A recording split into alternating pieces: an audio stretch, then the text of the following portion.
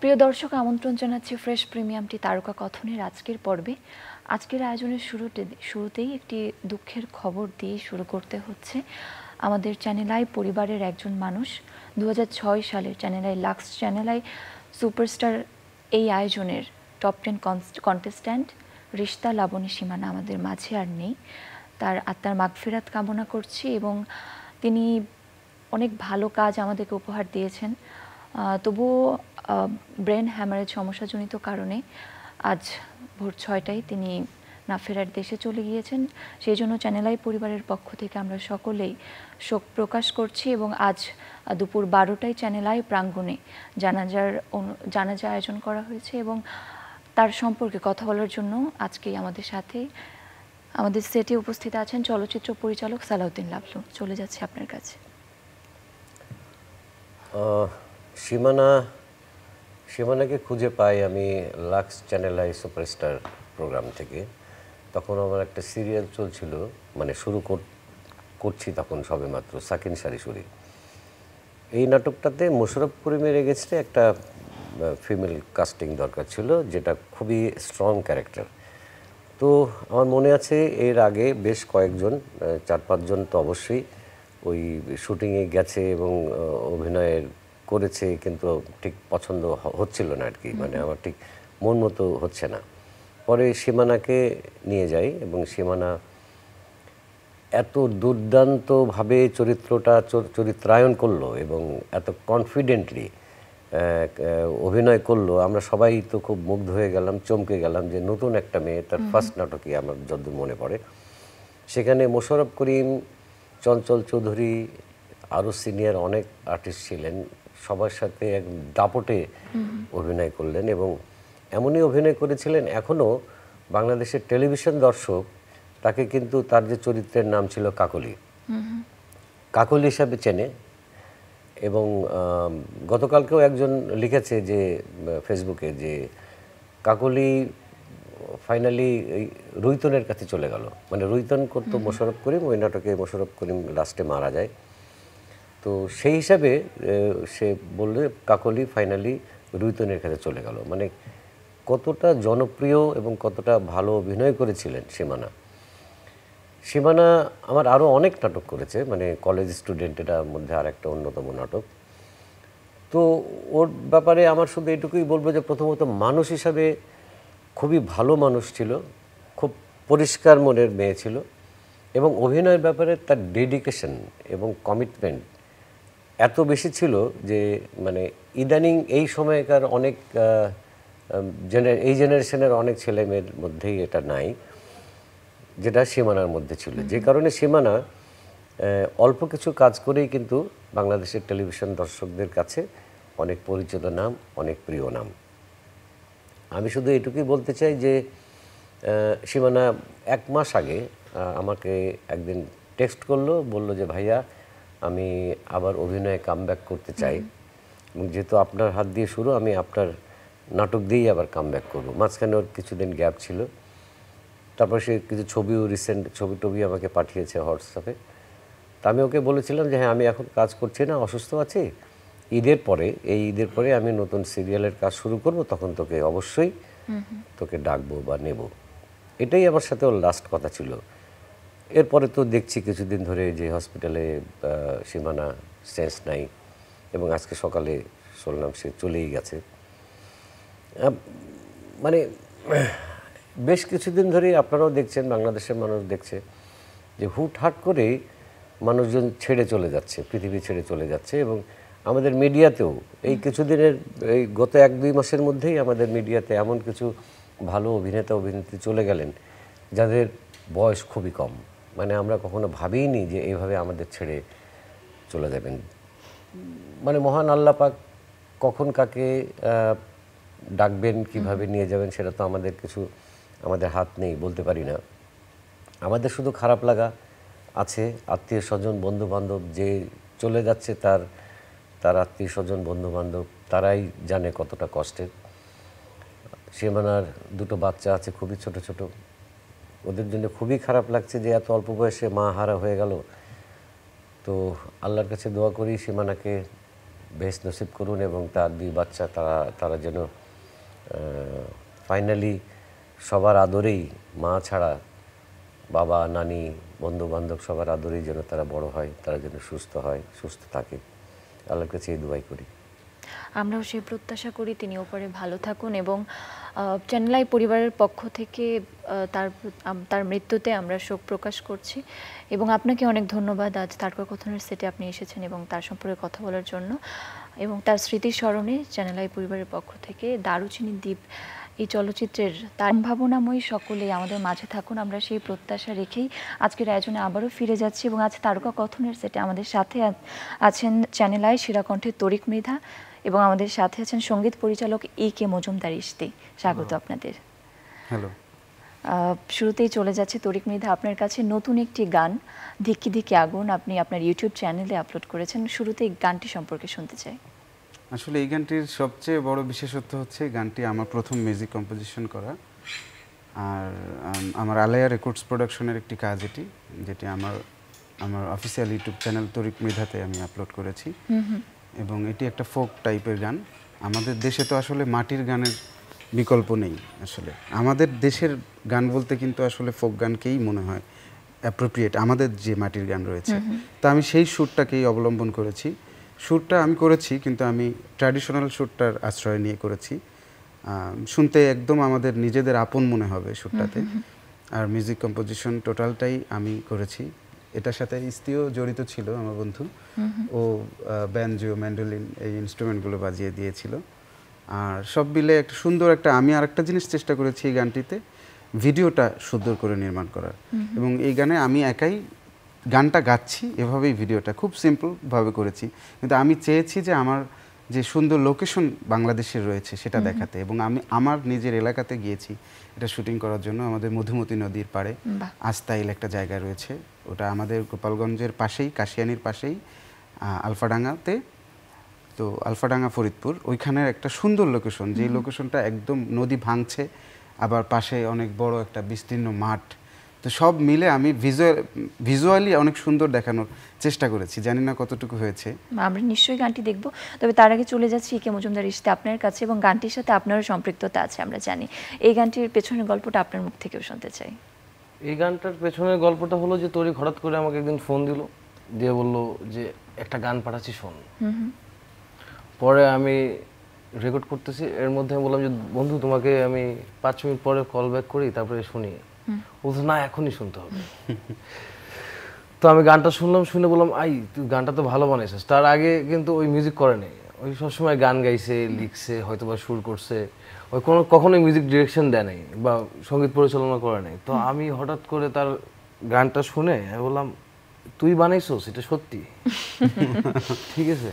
তারপরে লাইক ওই নিয়ে আসছে, তারপরে আমরা একটু বাজাইছি, তারপরে আরো অনেক অনেক আর্টিস্টরা বাজাইছে গানটার মধ্যে। আর গানটির কথা লিখেছেন রকিব আলী ভাই। উনি একজন লন্ডন প্রবাসী, কিন্তু ওনার লেখাটা আমার এত ভালো লাগে যে আমি ওনার লেখাটা দিয়েই চেষ্টা করেছি কাজটা করার। এবং উনি খুব দারুণ লিখে, আমার কাছে মাটির গানগুলো বিশেষ করে ওনার লেখা আমার খুব ভালো লাগে। আর এই গানটিতে রায়হান ইশতিয়াক সনেট আমার বন্ধু, ও অনেক কষ্ট করেছে, আজিবুর রহমান, সোহান ভাইয়া, সব অনেকেই, মানে আমার একদম কাছের মানুষ যারা, তারা সবাই মিলেই আসলে প্রোডাকশনটা প্রথম করতে চেষ্টা করেছি। চলে যাচ্ছি কে মজুমদার ইশতি আপনার কাছে।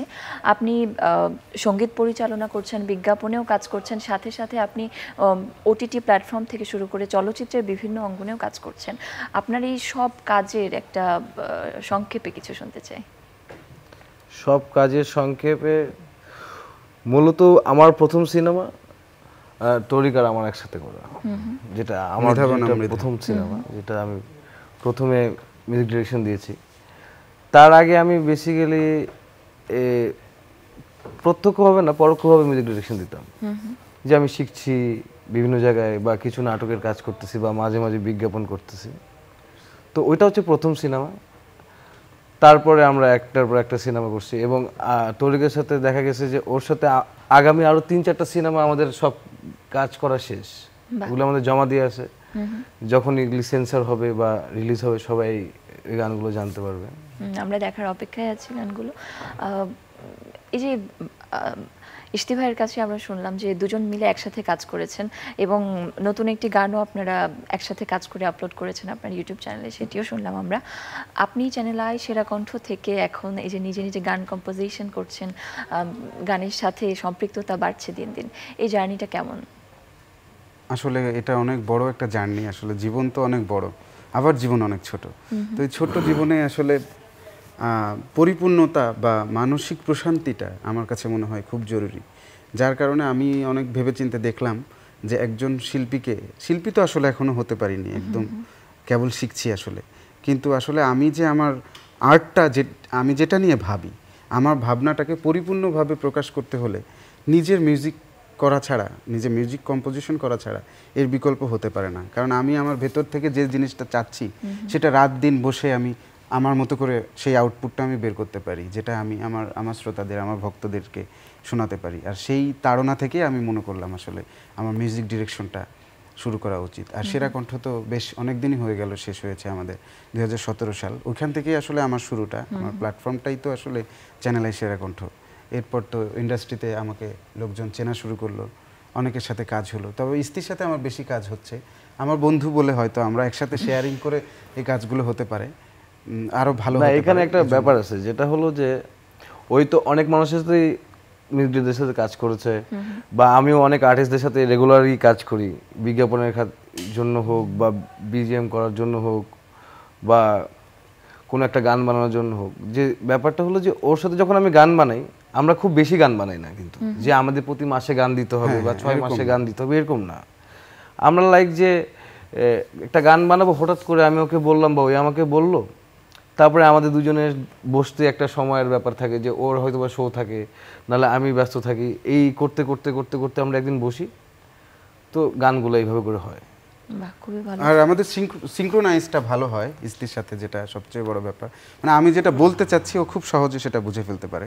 তা আমাদের এই দুজনের কাজগুলোকেও সবাই খুব ভালোবাসে, আমাদেরকে অ্যাপ্রিসিয়েট করে, সেটা আমাদের আসলে সবসময় উৎসাহ দেয়। ইশতি ভাইয়ের কাছে আবার জানতে চাইবো, মিউজিক ডিরেকশনে কিভাবে আসা? মিউজিক ডিরেকশনে কিভাবে আসা, মূলত আমি যে প্রফেশনালি মিউজিকই করব, এটা আমি কখনোই ছোটবেলায় ভাবিনি। আচ্ছা, আমি ছোটবেলাতে চাইছি যে আমি পাইলট হব বা আমি ক্রিকেটার হব। তো তখন থেকে আমি গিটার বাজাতাম স্কুল থেকে। তো স্কুলে যখন থাকি তখন থেকে আমি গিটার বাজাই, গিটার বাজাতে বাজাতে বাজাতে বাজাতে এক সময় মনে হয় যে স্টুডিওতে রেকর্ড করতে হবে, নিজেদের গান বানাতে হবে। আচ্ছা, তখন আমি যখন স্টুডিওতে যাই তখন দেখা যায় যে বিভিন্ন ধরনের প্রবলেম এখানে, যে আমি যে রেকর্ড করব আমি কমফোর্ট যে আমার জায়গাটা আমি এটা পাচ্ছি না। তারপর আমার মনে হলো যে তাহলে একটা বাসায় একটা ছোট সেট আপ করি, যে এখানে আমি তাহলে গিটারটা বাজাতে পারবো অ্যাটলিস্ট। ওই বাসায় যখন সেট আপ করলাম তখন থেকে আসলে একটু একটু করে গান বানানো শুরু হলো। ওটা হতে হতে এক সময় একটা স্টুডিও করতে মনে হলো, যে স্টুডিওটা করলে মনে হয় ব্যান্ডের অ্যালবামটা ঠিকঠাক হবে। আপনার ব্যান্ড, আমি সেই প্রসঙ্গেও আসতাম, আপনার একটি ব্যান্ড আছে ব্রহ্মপুত্র, এই ব্যান্ড সম্পর্কে জানতে চাই। ব্রহ্মপুত্র আমার বেসিক্যালি দুইটা ব্যান্ড আছে। একটা ব্যান্ডের নাম হচ্ছে নামহীন, এটা আমরা দীর্ঘদিন যেমন ছোটবেলা থেকে যখন আমরা কাজ করতে করতে এতদিন আসছি। তারপরে মাঝখানে আমাদের সব ব্যান্ড মেম্বার হচ্ছে সবাই তো চাকরি করে, খালি আমি একা গান বাজনা করি। তো এই জন্য আমাদের এই ব্যান্ডটার সবাই সাথে কাজ করা একটা বেশি হয় না। তারপরে আমি একদিন একটা ব্যান্ডে জয়েন করলাম, ব্যান্ডের নাম হচ্ছে ব্রহ্মপুত্র। এইটা একটা ছোট ইন্টারেস্টিং গল্প আছে। আমার স্টুডিওতে করোনার পরে আগুন লেগে গেছে। এবং আমরা মৃধা বনাম মৃধার যে গানটা রেকর্ড করি, ওর ওই যে স্টুডিওতে আগুন লাগা ওটাতেই গেয়ে আসছিলাম। তারপর ওটা আগুন লেগে ইভেন ফাইলগুলো নষ্ট হয়ে যায়। হ্যাঁ, সব একদম পুরো মিউজিক বানানো ফাইল আমার পুরো স্টুডিওতে আগুন লেগে হয়ে যায়। পরে আবার নতুন করে সেটা করা। তো আমার এক বড় ভাই আছে বেস গিটার বাজায়, নমন ভাই। তো উনি আমাকে হঠাৎ করে ফোন দিছে, ইস্তি আজকে সন্ধ্যার সময় একটা প্র্যাকটিস আছে, তুমি কি আসতে পারবা? তো আমার স্টুডিওতে আগুন লেগে গেছে আর কি বেসিক্যালি। তো আমি খুবই, থাকে না স্টুডিওতে আগুন লেগে গেছে মানে আমি তো মানে তখন আমার হঠাৎ করে মনে হলো যে আমারকে আল্লাহ হয়তো বা একটা রাস্তা বন্ধ করছে, হয়তো বা কেউ না কেউ ডাক দিছে, তো আমার যাওয়া উচিত। তো আমি ওই অবস্থায় প্র্যাকটিসে গেলাম। তখন আমরা আসলে ব্রহ্মপুত্র আমি জয়েন করলাম। তো দীর্ঘদিন ব্রহ্মপুত্রতে আমি গিটার বাজাইছি। এখন আমি গিটার ফিজিক্যালি বাজাই না, কিন্তু এখন আমি মেন্টালি ওদের সাথে সবসময় থাকি, যে মিক্সটা কেমন হচ্ছে, ভিডিওটা কোথায় হবে। যখন শুটিং হয় আমি যাই, যখন স্টুডিওতে রেকর্ড হয় তখন আমি যাই। কারণ হচ্ছে গিয়ে দেখা যায় যে ওরা তো রেগুলার কাজ করে, তো এই জন্য হচ্ছে গিয়ে ওইখানে, আর আমার একটু ব্যস্ততা থাকে স্টুডিওতে, এই জন্য সময়ের জন্য আমি দূরে থাকি আর কি। যখন তরিক ভাই আপনার কাছেই জানতে চাইবো, তরিক মৃধা আপনি আবার কাজ করছেন মৃধা বনাম মৃধা এই চলচ্চিত্রের এই গানে। গল্পটা আমি বলতে চাই, এখানে একটা খুব ইন্টারেস্টিং গল্প আছে। তো তরিক হচ্ছে গিয়ে হঠাৎ তরিকের সাথে একদিন আমরা একটা শো করছি, তারপরে আমার তার সাথে কোনো পরিচয় নেই, এবং ওই শোতে যাওয়ার পরে সে আমাকে নিয়ে অনেক নাক ছিটকেছে যে ওকে কেন নিয়ে হয়েছে, ওই কেন বাজাবে, ওকে চিনি না, ওই কোন গিটারিস্ট নিছে, এরকম একটা ওই প্রবলেম ক্রিয়েট করছে শো এর মধ্যে।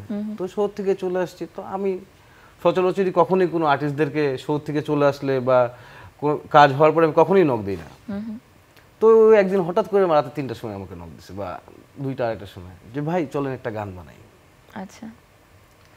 তো ও আমার বলতেছে ভাই চলেন একটা গান বানাই। আমি বললাম চলেন ভাই, আপনার গলা তো খুব সুন্দর, আপনাকে নিয়ে তো একটা সুন্দর গান বানাইতে হবে, স্টুডিওতে আসেন। তো বললাম যে ভাই আপনি কি তাহলে লিরিক দেন কতগুলো, আমি সুর করি, তারপরে আমরা বসি। তো ওই আমাকে সাথে সাথেই 5-7টা লিরিক পাঠিয়েছে।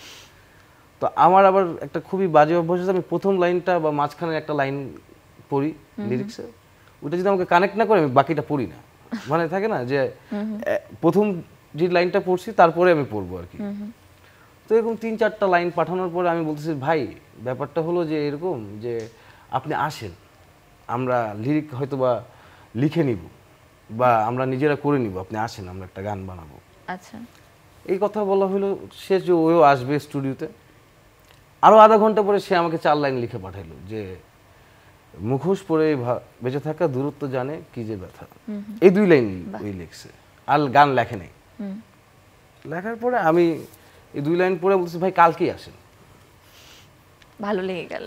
ঠিক আছে। তো ওই বিকালবেলা সন্ধ্যার দিকে আসছে, আমরা সন্ধ্যার থেকে বসে রাত্রে 10:30 পর্যন্ত আমরা গানটা বানিয়ে ফেলছি, ওই সাথে সাথে লিখছে। ওকে আমি বলছি ওই লিখছে, তারপরে আমরা যেভাবে করে, আর ওই তো অসাধারণ গান গায়, ওরা যে কোনো একটা সুর বলে, যেমন আমি বেসুরা, ঠিক আছে, আমি গান গাইতে পারি না। তো আমি গান গাইতে গেলে দেখা যেতে সুরটা আরেকটা আর্টিস্টকে বোঝানো, এটা একটা কঠিন জিনিস কিন্তু, একদমই তাই। এবং ওকে এটা এত সুন্দর বোঝানো যায়, কারণ বললে বুঝে যে কি চাইছে। তো গানটা বানানো শেষ, গানটা বানানোর পরে আমি গানটা একবার শুনছি, শুনে ওকে হোয়াটসঅ্যাপে পাঠিয়ে দিছি, আমি স্টুডিও থেকে বাসায় চলে গেছি। ওই বাসায় যেয়ে বলতেছি ভাই গানটা কি শুনছেন আপনি? বাসায় যেয়ে গানটা তো অনেক সুন্দর হয়েছে। ওই বলতেছে তো ভাই চলেন মিউজিকটা করে ফেলি। তা আমার কথা হলো যে মাত্র সুরটা করছি, এটা তো এখনো ফাইন টিউন করি না, এটা করব, ঠিক আছে না? আমরা তো থাকে না যে আমরা ব্যান্ডের একটা গান বানাইতে 6 মাস সময় লাগে, আমাদের 1 বছর সময় লাগে, যে আমরা প্রিপারেশন নিই। একসাথে চমৎকার একটি গান আপনারা করে ফেলেছেন, এবং আপনাদের জন্য অনেক বেশি শুভকামনা। আপনারা একসাথে দুজনে মিলে আরো চমৎকার সব গান আয়োজন করুন, আমাদেরকে উপহার দিন, সেই প্রত্যাশাই আমরা রাখি। আমরা দেখতে দেখতে আয়োজনের শেষ প্রান্তে পৌঁছে গেছি। আপনাদের দুজনের জন্য পাঠক সমাবেশের পক্ষ থেকে রয়েছে 2টি বই, আমি পৌঁছে দিচ্ছি। Thank you. Thank you.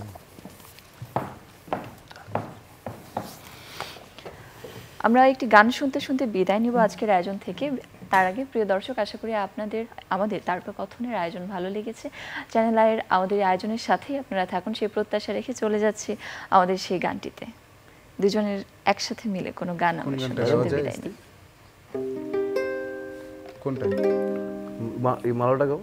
আচ্ছা, আমাদের নতুন একটা সিনেমাতে আসছে একটা গান আমরা রিসেন্টলি করেছি, ওটার একটু কিছু অংশ একটু শুনিয়ে নিই।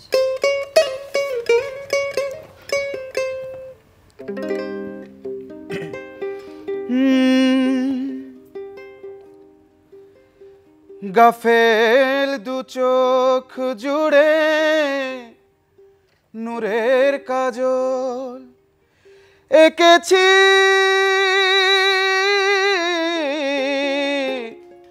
দেখে যা মওলা এসেছি।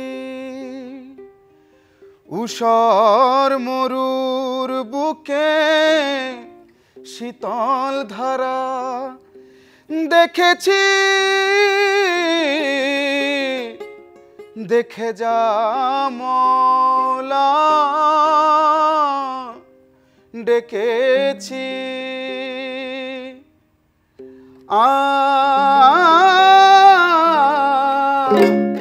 ডেকেছি